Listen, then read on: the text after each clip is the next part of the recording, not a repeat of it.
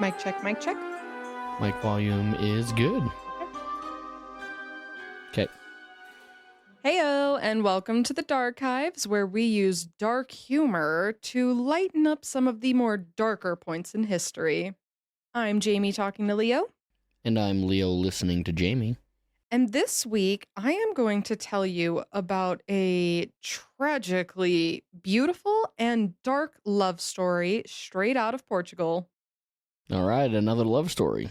Another love story, but this one a little bit different than Olga, who we covered in her love story.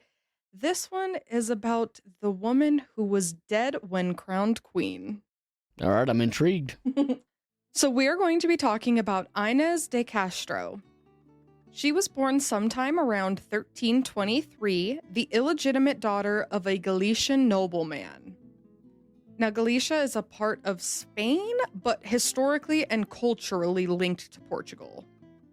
Her father, Pedro Fernandez de Castro, was Lord of Limos and Sarria, which I cannot roll my R's, please forgive. But they were what connected Inês to the Castilian royal family. Around 1339 or 1340, Inês was moved to Portugal to be a lady-in-waiting for her cousin Costanza of Castile. Now, cousin Costanza was set to marry Prince Pedro of Portugal in what would be a political alliance. Now, Pedro, or Peter, as he's called both, was born in 1320 as the third and only surviving son to King Afonso IV of Portugal and Beatrice of Castile. While Pedro was initially pleased with the marriage to Costanza, as soon as he saw Inês, he was absolutely and irrevocably in love with her. It was very much like love at first sight. Can't fucking believe my luck, she's here. Twitter-pated. Yes, very, yeah. He did end up marrying Costanza, though, and thus began a secret teenage love affair reminiscent of Romeo and Juliet. Ooh, sneaking around. Mm-hmm. They had this secret love affair, maybe under Costanza's nose. Maybe she knew about it. But either way, they were full-blown, like, in love, secret meetings in the garden, very romantic. Despite this affair, Pedro still made time to get Costanza pregnant, and she gave birth to a boy named Luis.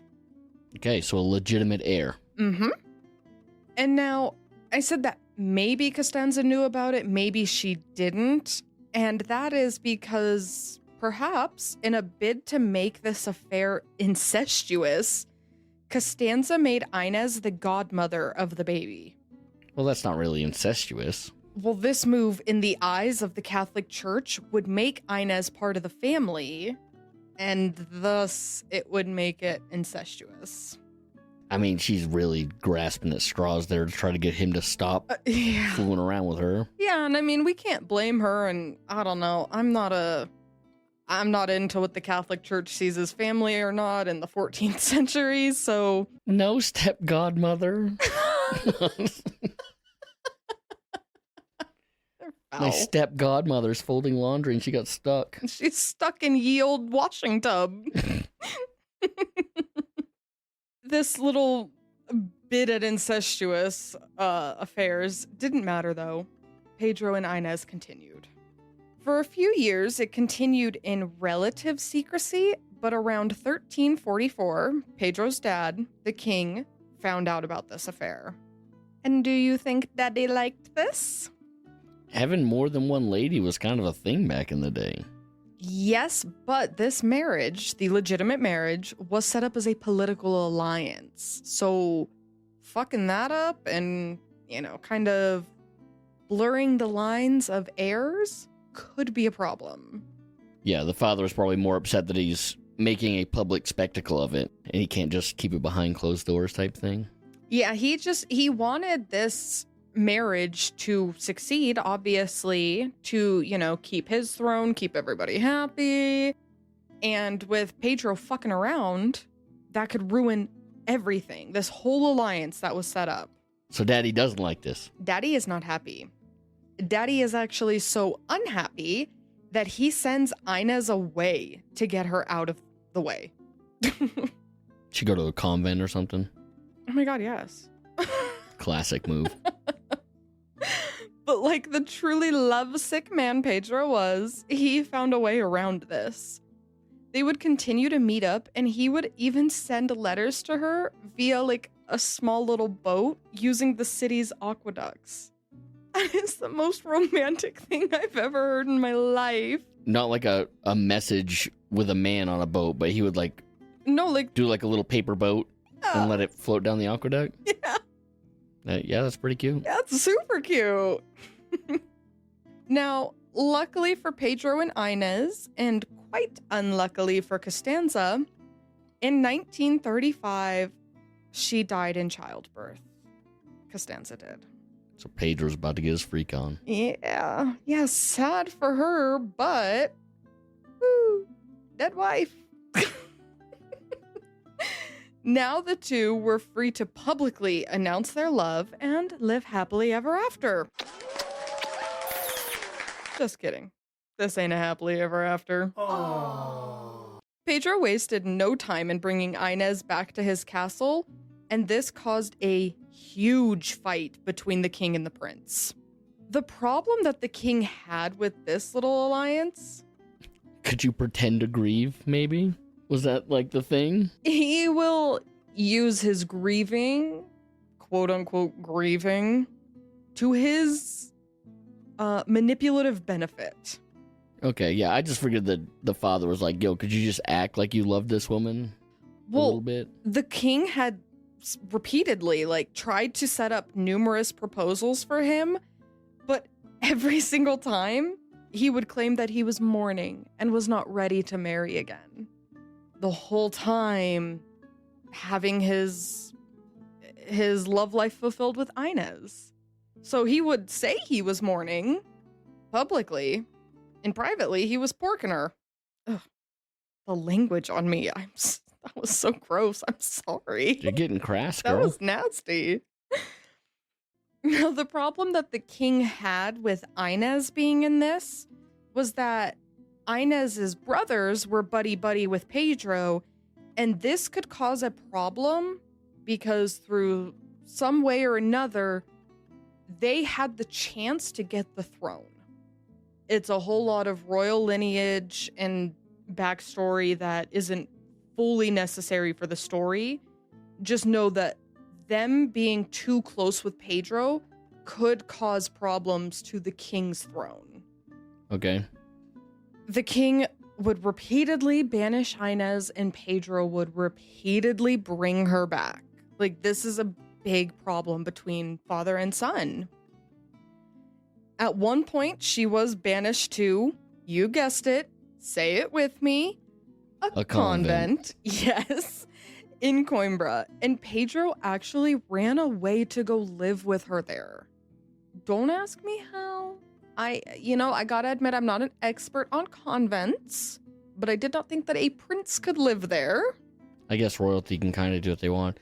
I do think it's a fun concept to think of him being like a groundsman, and they continue their secret love affair. Oh my God. Sneaking cute. around.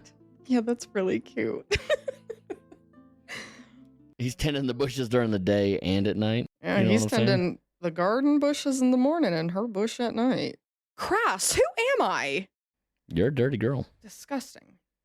They lived there in the city together and had 4 children, including 2 sons.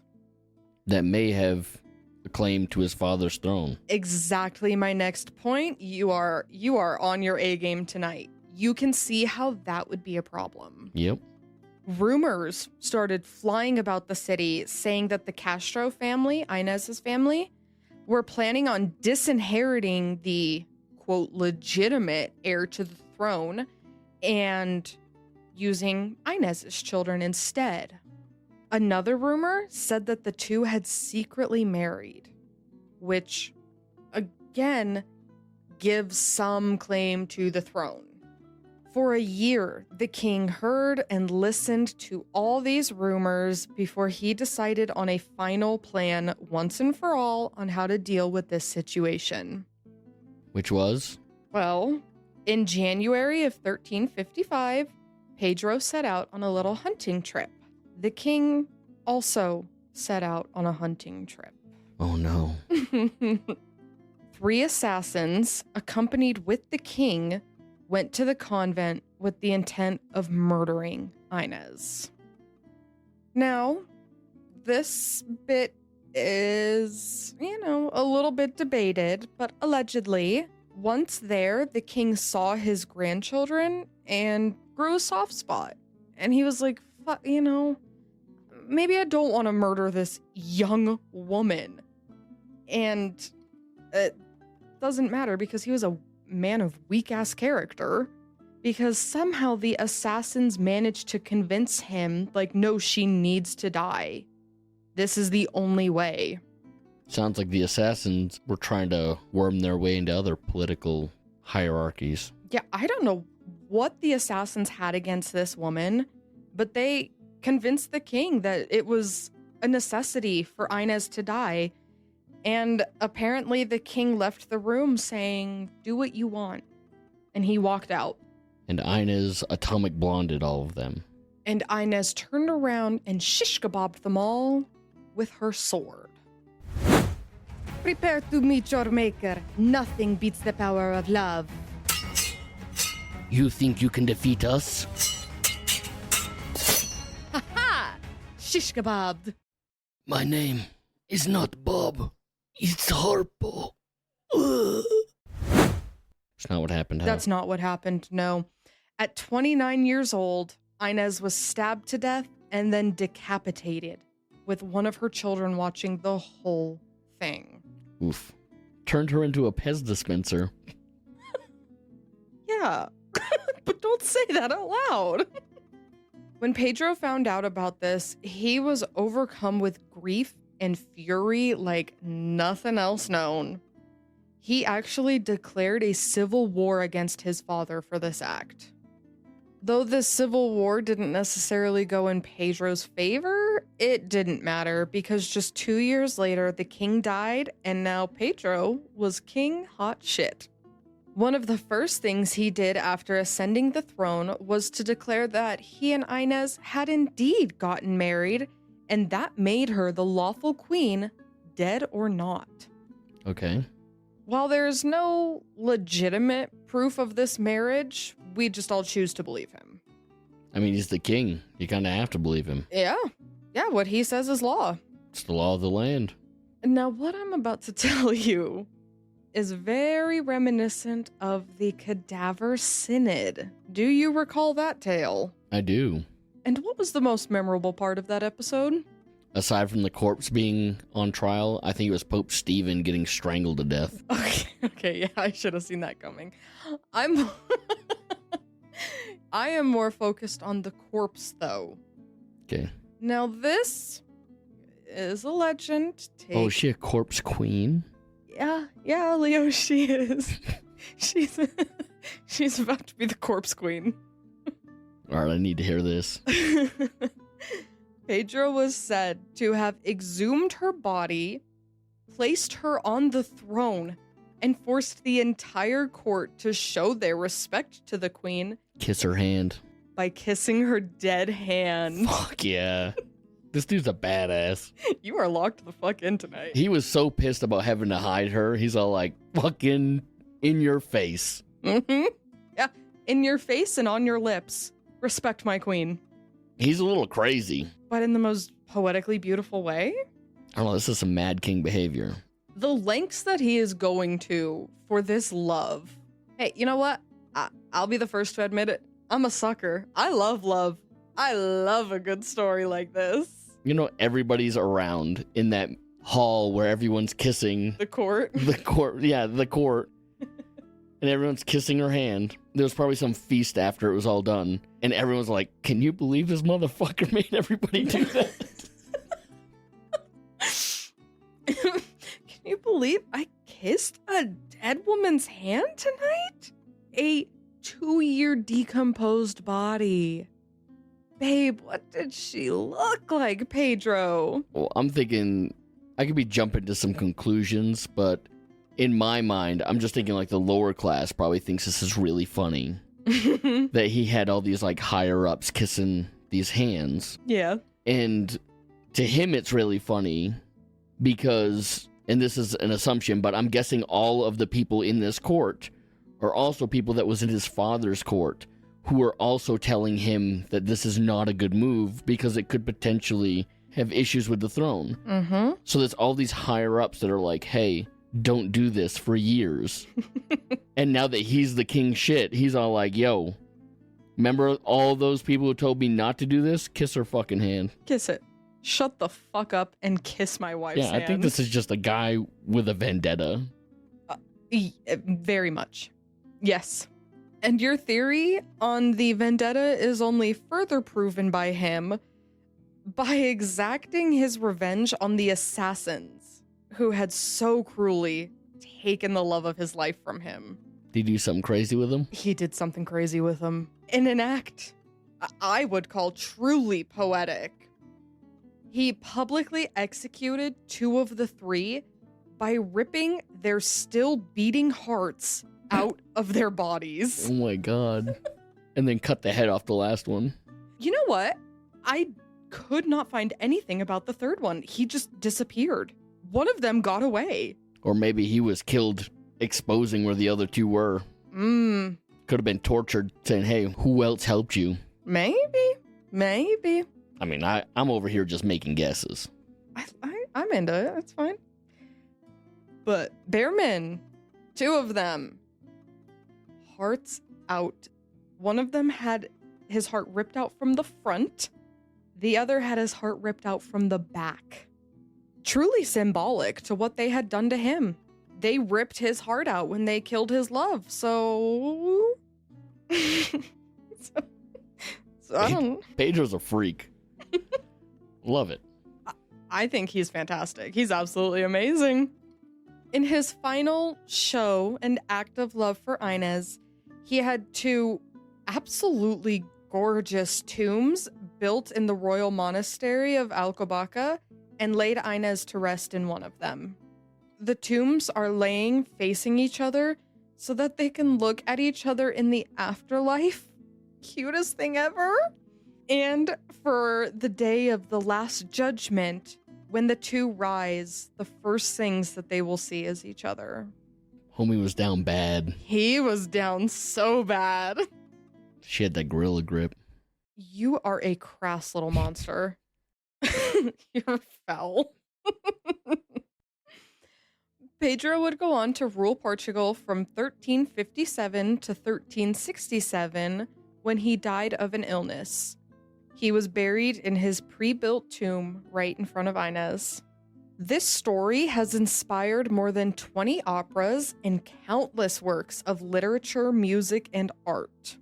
The tombs are available to see, and you can even visit the garden where Inez was brutally murdered.